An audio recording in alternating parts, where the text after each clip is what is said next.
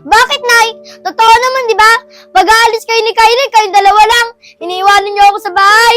At saka yung mga hinihiling ko, di yun natutupad. Kylie, may tatanong lang ako sa'yo. Bakit ganon? Porket bunso ka, nasusunod mo gusto mo. At saka ikaw yung paborito ni nanay. At ang nakakasar pa doon, mukhang di ako mahal ni nanay. Ate, ano sinasabi mo? Alam mo naman, diba? Mahal tayo ni nanay. Mahal? Oo, siguro mahal tayo. Pero mas lamang yung iyo. Mahal na mahal ka ni nanay. Kasi araw-araw nasusunod yung gusto mo. At saka, pag-alis kayo ni nanay, kayong dalawa lang aalis. Ate, hindi naman.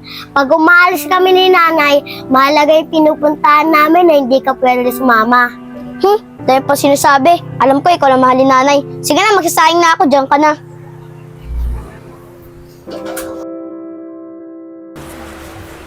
O Kylie, tapos ka na bang mag-tablet? Halika na muna, aalis muna tayo. Mamimili tayo ng grocery tsaka yung mga kailangan mo.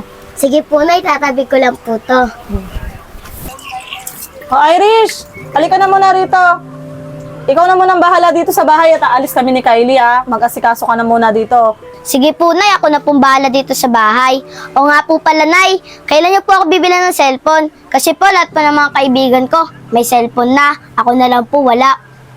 Irish, cellphone? Eh hindi pa kita kayang bilan ng cellphone ngayon anak eh. Kasi yung pinapadala ng tatay mo, kulang pa sa pangangailangan ni Kylie. Tsaka sa pangkain natin.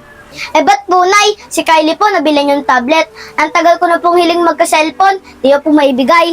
Irish anak, pasensya ka na muna talaga. Huwag ka mag-alala. Pag nagpadala tatay mo ng pera, ibibili agad kita ng cellphone. Lagi naman ganyan yung sinasabi niyo, Nay. Sige na po, Nay, alis na po kayo, mag-ingat po kayo. O sige na, halika na Kylie.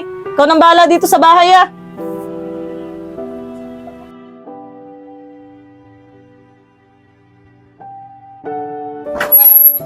Sa wakas, tapos na yung mga gawain ko sa bahay. Makaalis ka muna habang wala pa si nanay at si Kylie.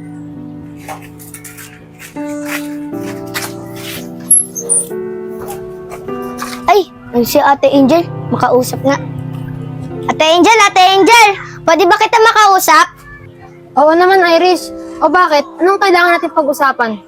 Ate Angel, ang tanong ko lang sana kung ba't ganun si nanay, parang di niya ako mahal.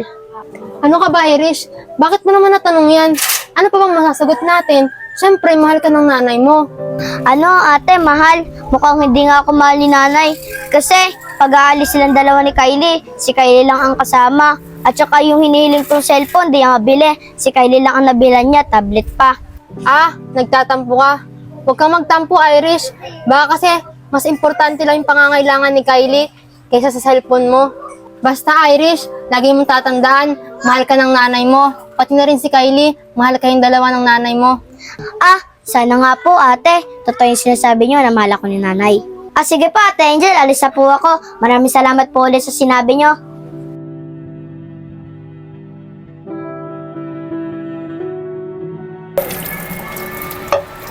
Nandito na ako. Irish anak, malaki-laki yung pinadala sa akin ng tatay mong pera. Kaya mabibili ko na yung gusto mong cellphone. Talaga po, Nay. Maraming salamat po, ah. Oo anak, mag-asikaso ka na, magbihis ka na at aalis na tayo. Asa na nga pala yung kapatid mo si Kylie? Ah, dun po, Nay. Puntahan na lang po. Sige po, Nay. Mag-aasikaso na po ako. Kylie anak? Nay. Kylie anak, ano nangyari sa'yo? Sinusumbong ka na naman yata ng sakit mo. Nay. Irish, dali, tulungan mo ako. Dadalhin natin sa ospital yung kapatid mo. Nay, paano po yung cellphone ko? Salamat at nakauwi na tayo ng bahay.